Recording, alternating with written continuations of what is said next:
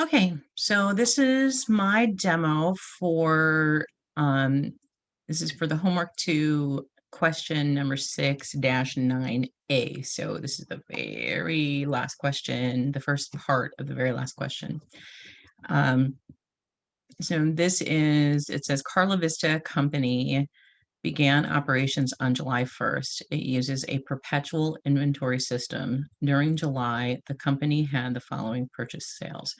So this section here that's in black, this is what they actually give you.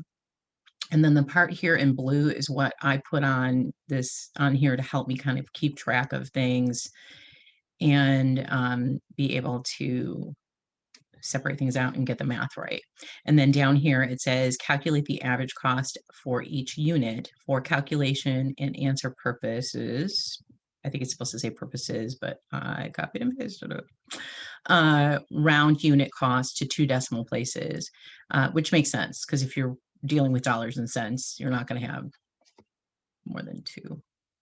I mean, I guess you could, but not really. Anyway, so I've got that all set up over here, and I just find doing it on the Excel has made it a lot easier. So this is your beginning balance. This one's easy enough. I've got a spot for unit balance. So we're starting off with 8. The cost per unit's not going to change because that's our beginning cost. And then our dollar balance, just like how they do it in the book, it's going to equal 8 times 68. And that'll be important later. And we sold 6, so we're going to take the 6 from there. So that's going to equal 2. That unit, that cost per unit is not going to change. That's still going to be 68. And so we're going to add 2 times 68.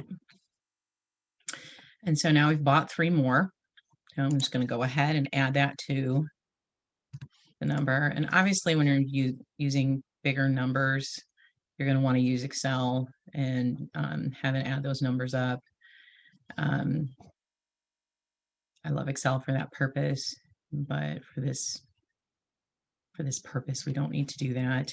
And then you want to have the purchase cost. So that purchase cost is going to equal 3 times 73. And that's 219. And then you're going to come over here and you're going to add it. And then equal the previous balance plus that cost. So that's going to give you your new balance. And to get the cost per unit, you're going to divide this number by your new unit balance. So that gives you $71 per unit.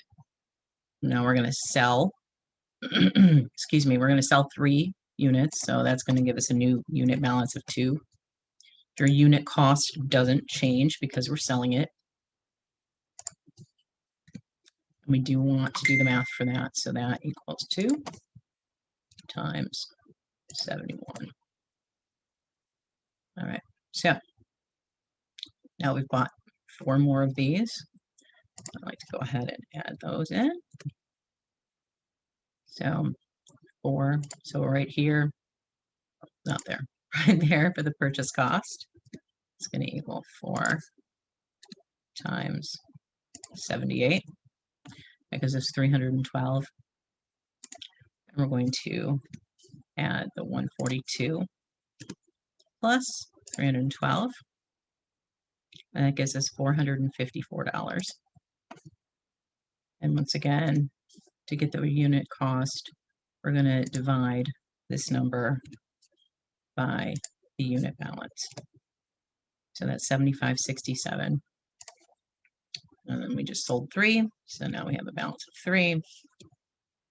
The unit cost doesn't change. And then if you want to finish it out, you can always do this. There's that to get your final total. And that's it. And then when you put it in Wiley Plus, I do have noticed that they are a little persnickety about their directions. So when they say they want you to put 2 decimal points, go ahead and put those 2 zeros in, because sometimes they will mark it wrong if you don't. And so I just go ahead and do it, and it marked it right. So I wouldn't take the chance, because it can make you crazy if you don't. Anyway, so that's how to do it. Once I figured it out, it's super easy. If you have any questions, please feel free to let me know.